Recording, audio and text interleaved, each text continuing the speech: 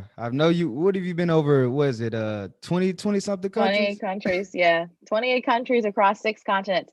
Some of my favorite places, Tokyo, Japan is definitely one of my favorite places I've ever been to. It is Okay. just such a phenomenal. This is Sania of Flynanced. I'm a debt-free travel and financial freedom content creator, and you can catch me on FYI Fly, the podcast. Yes, ma'am. Yes, ma'am. What's up? What's up, my fly folks out there? How y'all doing? I hope y'all doing all right. And today we are speaking with the owner of Flynance, Miss Sania Elamine. Hey, everyone. So happy to be Okay. here. Yes, ma'am. Yes, ma'am. Happy to have you here. So before we jump into our interview, I want to ask you a few icebreaker questions. You ready? I'm ready. It sounds good. All right, let's rock out.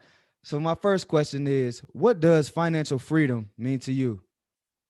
Financial freedom to me means having options, having the option to say you want to live in a different place, you want to pursue the life of your dreams, you want to invest and work on your passions and what brings you joy and fulfillment. When we have financial freedom, we have the financial stability that Mm, will give us options to create, dream, and prosper. facts, big facts. So can you tell my audience what is the most important thing that you feel you've learned about yourself during this COVID quarantine period that we're going through right now? That's such a great question. I think one of the biggest lessons that I've learned from this experience is leaning into fear.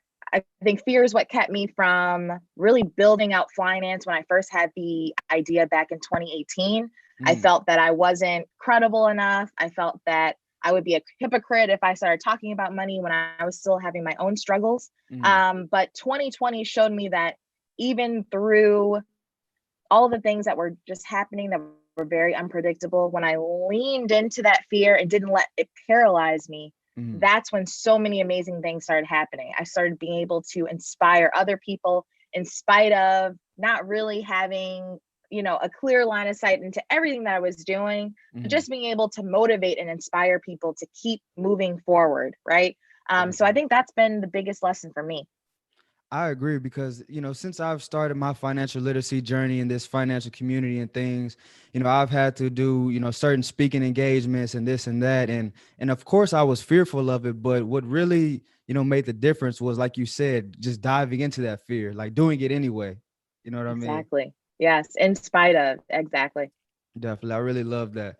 So give us your top three favorite places that you visited so far. And technologically advanced city. I love cities, so it was really awesome to be in Tokyo.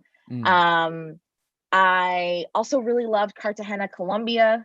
My first time in Colombia, and really getting to appreciate the African diaspora and mm, seeing Afro Colombians and understanding just like the rich culture and history down there. wow. And where else will I say? I'll also say Cape Town, South Africa. That was my first time ever visiting the continent of Africa. And Mhm, again, that was another experience where it was so cool to just be like a Black American woman there and, mhm, having people think that, like, oh, are you South African?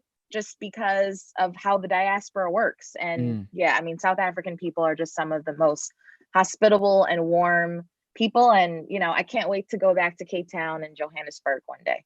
Okay, so I gotta know, what does diaspora actually mean? Because I'm not too sure.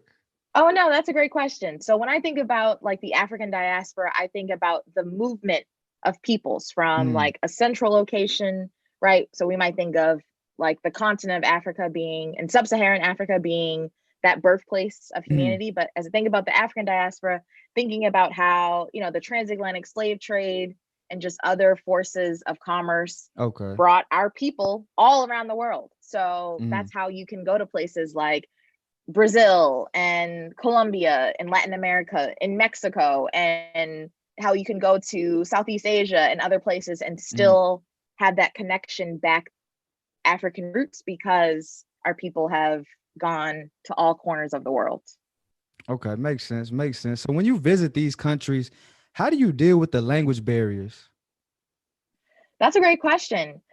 So I try my best to at least learn a few conversational phrases. I think whenever you're going to a place with a language where you don't speak, I think it shows your curiosity and your willingness to connect with locals when you at least try to say, hello, how are you? Or Mm-hmm. where is, or may I have, even if Mm-hmm. you're not perfect in the language, showing that you're trying means a lot, especially coming from the United States, coming from Western cultures where, there's just a history of people kind of coming, pillaging, and just kind of feeling like, oh, if you don't speak English, then too bad, right? Challenging that Mm-hmm. narrative by saying, no, I'm going to do my best to learn a few phrases.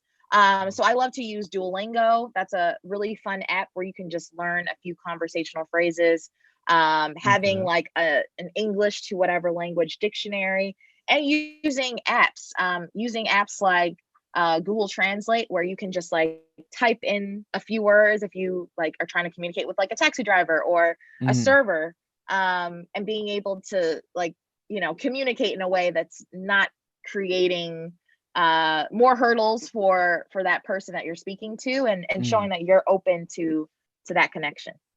Okay. So can you tell us about, have you had any experiences with like a safety type situation? Because I know traveling can sometimes be a bit dangerous, and especially as a Black woman traveling.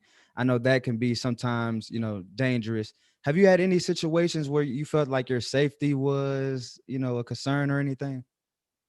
I'll say I've been very fortunate to say that I've not had any super, scary safety Hmm. situations. I've definitely had situations like, for example, in Colombia, I left my phone in a taxi. Oh Um, man. we had like gone out for the day, and I was trying to help a friend get out of the taxi because they weren't feeling well. Hmm. And I totally just forgot that I had been using my cell phone as the GPS with the driver. So I ended up losing my cell phone in Oh Colombia. man. The police got involved, but unfortunately, even though we were tracking the phone, once the phone died, I never got it back. So Oh man. so it's more so been things like that where like maybe things have been misplaced, or just kind of like little petty little theft. But Mhm. thankfully I've not been in a situation where I really felt like, my safety was really in danger. Okay, well, I'm gonna put prayers over you that you never are. So, Thank you. I yes, appreciate ma'am. it. You know it. Yeah. Hey everyone, this is Sania of Flynance. I'm a debt-free travel and financial freedom content creator. Be sure to download FYI Fly, the app coming soon.